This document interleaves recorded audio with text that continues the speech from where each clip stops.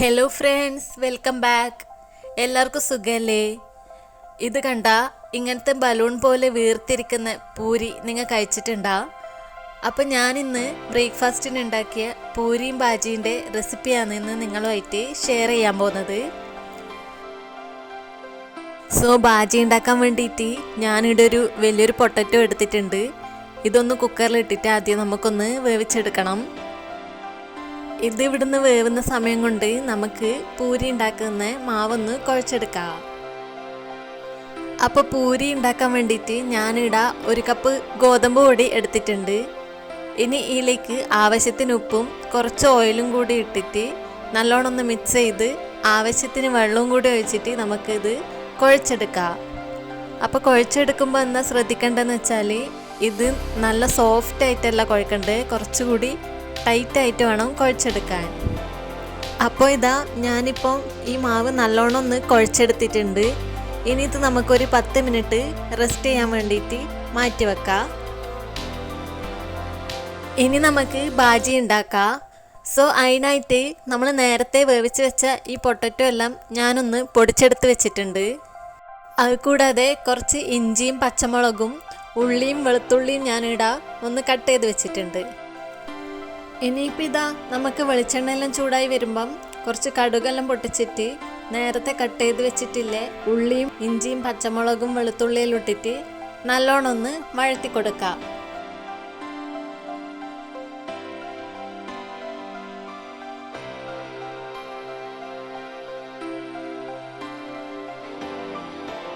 അപ്പോൾ ഇതാ ഉള്ളിയെല്ലാം നല്ലോണം ഒന്ന് വഴണ്ട് വന്നിട്ടുണ്ട്.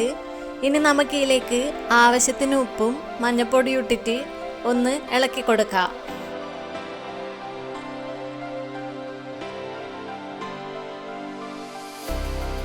എന്നിട്ട് ഇതിനകത്ത് പൊട്ടറ്റോ ഇട്ട് കൊടുത്തിട്ട് നല്ലോണം ഒന്ന് മിക്സ് ചെയ്ത് കൊടുക്കുക. ഇനി ഇതിലേക്ക് ആവശ്യത്തിന് വെള്ളവും കൂടി ഒഴിച്ചു കൊടുക്കുക. ഞാനിവിടെ നല്ല തിളച്ച വെള്ളമാണ് ഒഴിച്ചു കൊടുക്കുന്നത്. അപ്പോൾ വെള്ളവും കൂടി ഒഴിച്ചു കൊടുത്തിട്ട് നല്ലോണം ഒന്നെല്ലാം കൂടി ഒന്ന് മിക്സ് ചെയ്തെടുക്കുക. എന്നിട്ട് നമുക്കിതൊന്ന് തിളപ്പിച്ചെടുക്കാം. അപ്പോൾ ഇതാ കണ്ടില്ലേ, കറിയെല്ലാം നല്ലോണം ഒന്ന് തിളച്ച് കുറുകി വന്നിട്ടുണ്ട്. ഇത് കാണുമ്പോൾ തന്നെ മനസ്സിലാവുന്നില്ലേ നല്ല ടേസ്റ്റിയാണെന്ന്.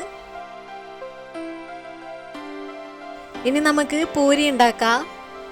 അപ്പം നേരത്തെ ഞാൻ കുഴച്ച് വെച്ചിട്ടുള്ള പൂരിന്ന് ഓരോ ഉരുളയായിട്ട് എടുത്തിട്ട് ഇതുപോലെ ഒന്ന് പരത്തി കൊടുക്കുന്നുണ്ട്. അപ്പോൾ പരത്തി കൊടുക്കുമ്പോൾ ശ്രദ്ധിക്കേണ്ട കാര്യം എന്താണെന്ന് വെച്ചാൽ അധികം തിന്നായിട്ട് പരത്താൻ പാടില്ല, കുറച്ചൊരു തിക്നെസ് തന്നെ പരത്തി കൊടുക്കണം. ഞാനിപ്പോൾ ഇവിടെ ചെറിയ ചെറിയ പൂരിയാണ് ഉണ്ടാക്കിയെടുക്കുന്നത്. എനിക്കതാണ് കൂടുതലും ഇഷ്ടം. നിങ്ങൾക്ക് എങ്ങനെയാണോ ഇഷ്ടം അതിനനുസരിച്ചിട്ട് പരത്തിയെടുക്കാം. ഇതാ കണ്ടില്ലേ, ഈ ഒരു തിക്നെസ്സിലാണ് ഞാൻ പരത്തി കൊടുത്തിട്ടുള്ളത്. അപ്പോൾ ഇതാ ഞാൻ മൊത്തത്തിൽ ഒന്ന് പൂരിയെല്ലാം പരത്തിയെടുത്തിട്ടുണ്ട്. ഇനി നമുക്കിതൊന്ന് ചുട്ടെടുക്കാം. ഇനി ഇതാ ഒരു പാത്രത്തിൽ കുറച്ച് ഓയിൽ ഒഴിച്ചിട്ട് നല്ലോണം ചൂടാക്കാൻ വെച്ചിട്ടുണ്ട്. അപ്പോൾ പൂരി ഉണ്ടാക്കുമ്പോൾ ഞാൻ സൺഫ്ലവർ ഓയിലാണ് എടുത്തിട്ടുള്ളത്. അപ്പോൾ എണ്ണ നല്ലോണം തിളച്ച് വന്നതിന് ശേഷം നമുക്ക് പൂരിയെല്ലാം ഓരോന്നായിട്ട് ഇട്ട് കൊടുക്കാം. ഇനി ഇതാ ഞാൻ ഈ പൂരീൻ്റെ സൈഡ് ഭാഗം ജസ്റ്റ് ഒന്ന് തട്ടിക്കൊടുത്തിട്ട് ഓയിൽ ഇങ്ങനെ ഒഴിച്ചു കൊടുക്കുന്നുണ്ട്. അപ്പോൾ പൂരി പെട്ടെന്ന് ഇങ്ങനെ പൊങ്ങി വരും.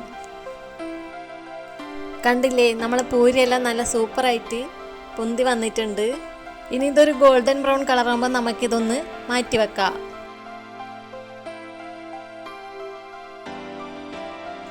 അപ്പോൾ ഇതാ ഞാൻ പൂരിയെല്ലാം മൊത്തത്തിലൊന്ന് ചുട്ടെടുത്തിട്ടുണ്ട്. നിങ്ങൾ എന്തായാലും ഒന്ന് ട്രൈ ചെയ്ത് നോക്കണം.